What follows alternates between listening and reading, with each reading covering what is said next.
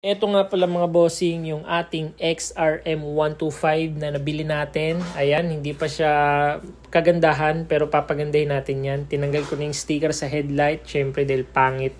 Ayan, back to stock talaga to dapat. Yung itsura, pero yung makina, standard yan mga bossing. Ayan, kinabit ko na yung side cover para malinis tingnan. Check ko na din yung kanyang oil, kung okay ba, all goods pa naman.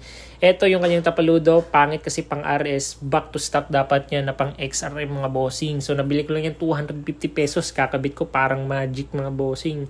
At yung susunod gagawin, decals mga boss. Ito boss, ang decals sa Shopee ko lang to nabili. 300 pesos yata. Yes, 300 pesos. Ikakabit ko. Ako na mismo magkakabit kasi marunong naman ako eh. Ayan mga bossing, nakabit ko na dito sa left side yung decals. Nakita nyo? Maganda 'di ba? All goods yan mga bossing. Ayan.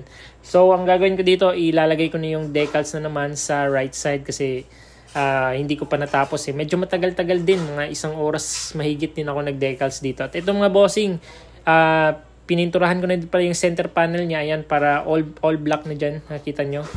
So, susunod nito, ayan, yung yung rims pala, pininturahan ko na ng silver para magmukhang all stock siya kahit hindi chrome, silver pinakamalapit para mas maganda kasi yung green hindi bagay eh.